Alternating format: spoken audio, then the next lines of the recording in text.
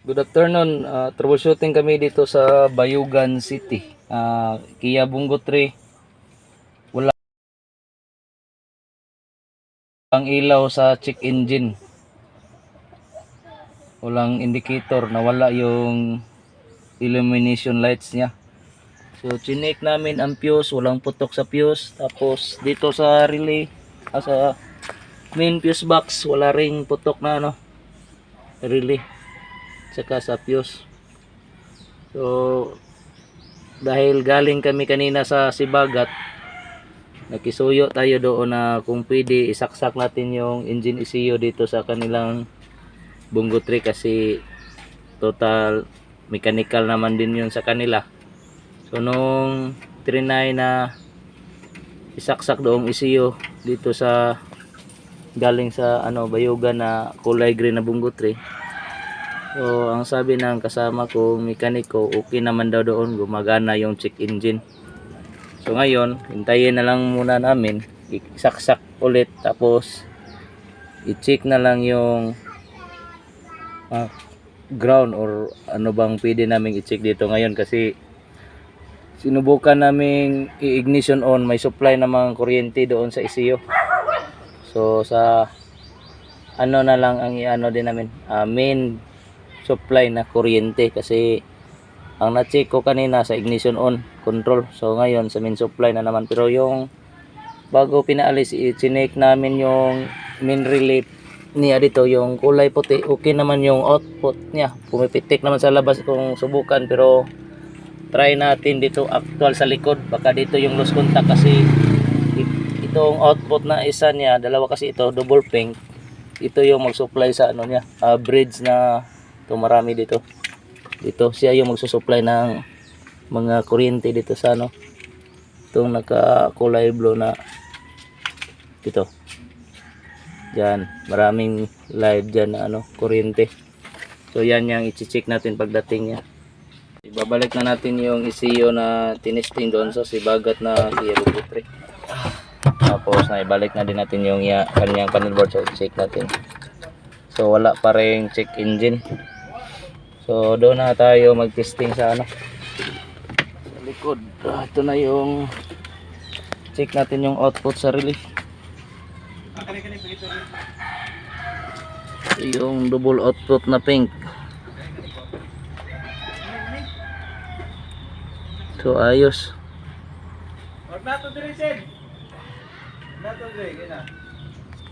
So ayos.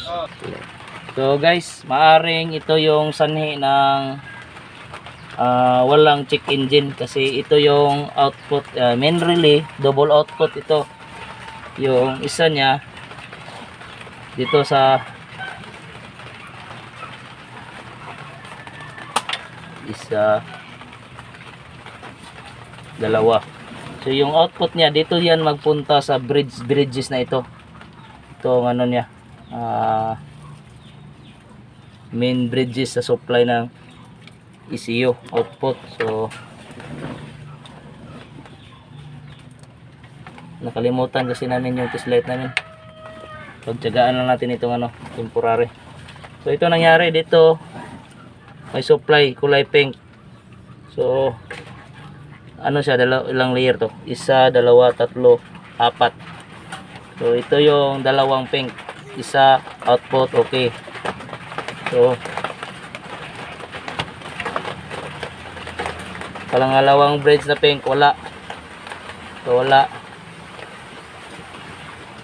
dito, wala. So bubunitin natin ito, bubunutin, tapos i-check natin sa labas, pakipos. Okay. Guys, ito yung hinalaan.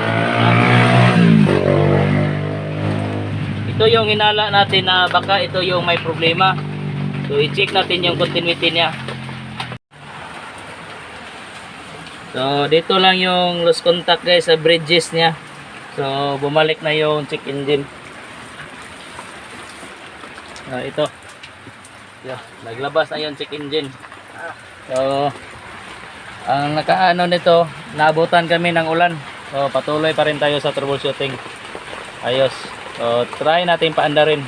Hello guys, dahil bumalik na itong check engine na indicator, i-scan natin kung ano yung lumalabas. So ito yung trouble code na lumalabas.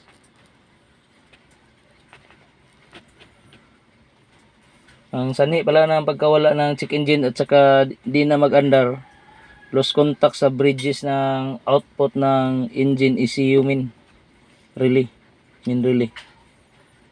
So nagkaroon ng lost contact, pinark lang ng customer, ayaw nang mag-andar. So nag home service tayo sa Butuan, nag-message sa atin sa YouTube na kung maaari ano natin siya dito, daanan.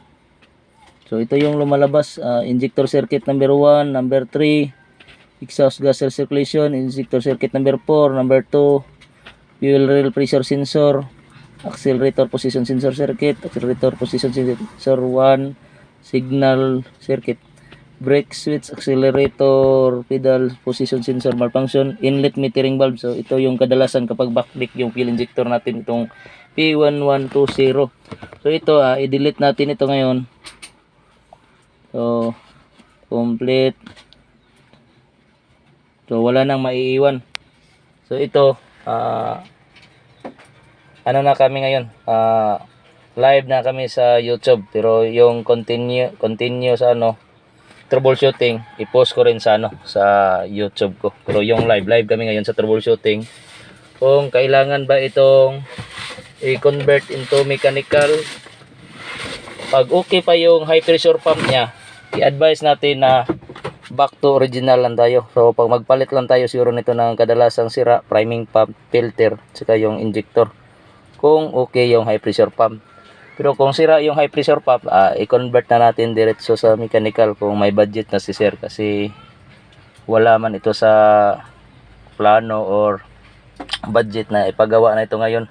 So nagkataon lang na napadaan tayo dito sa lugar nila sa Bayugan City. So ito na, live na kami, cut ko na, tapos baka may continue pa kami na after sa live troubleshooting sa YouTube. So sa YouTube muna kami. Guys, mahina yung signal sa live natin sa YouTube. So ano na lang namin dito, i-video na lang. So nakita namin na malakas yung backlight sa high pressure pump. So ano na lang, tingnan namin yung priming pump niya. Priming pump.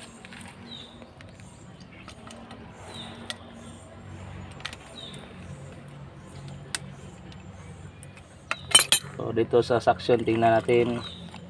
Ayos. So, ayos yung suction.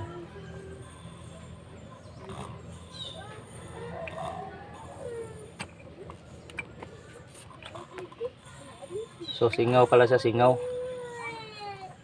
Taktakin natin. Ito, daming dumi. Kahit madumi na yung kamay ko, dito sa kabilang puso, marumi pa rin. So, umayos na naman.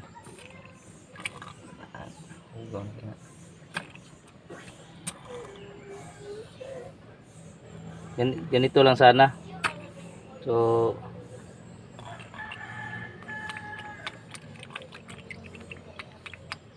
tingnan namin yung filter kung marumi ba. Tapos marumi nang sa loob ng priming pump, kasi ito mag-expire din itong guma. So magpunta din ito sa fuel filter natin. Ito yung makabara, itong itim-itim na ganito.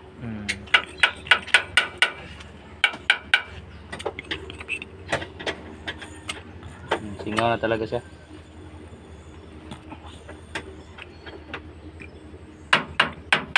Kung ganito yung magkamali yung iba, kasi isang beses lang nating subukan.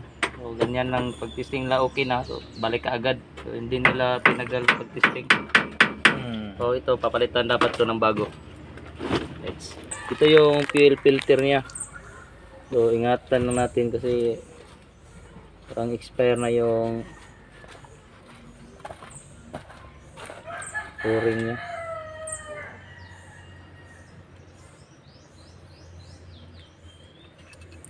Okay, tingnan natin. Okay. So, ito yung nakikita natin sa galing sa priming pump kanina.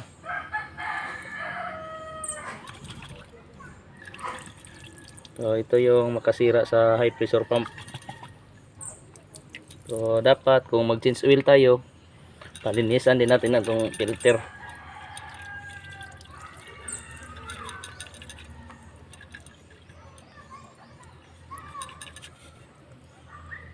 Yes, okay. So right ha. So tingnan natin yung backlight niya sa high pressure pump. So start. Ayan, parang ihi. So malakas na yung backlight niya. So kaya ito low power, tsaka yung bluish na smoke niya. So ang dahilan, ang daming dumi sa fuel filter, stuck up siya, tapos abarado, tapos yung priming pump niya nasingaw. So mag ano muna yung may-ari, back to papalitan na lang muna namin ng fuel filter at saka priming pump, tapos maghanda na lang siya ng pang conversion sa susunod. So pa takbuhin niya muna ito for temporary.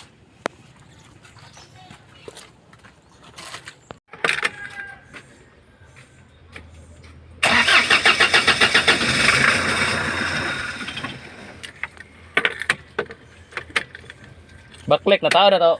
Return house. Fair. Ay, wala pa. Saksak sa ito kasi malimtan to inig. Kuan.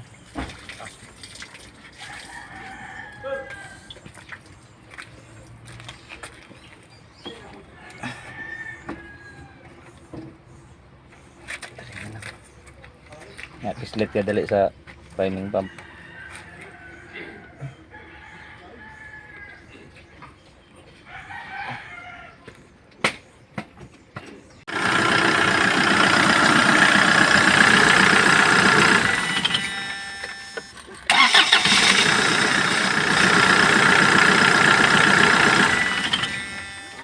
Okay. Ito yung nawala ang check engine indicator, di na umaandar. Tapos nagkaroon lang ng lost contact doon sa main fuse box. So sa YouTube ko yun i-post. Salamat po.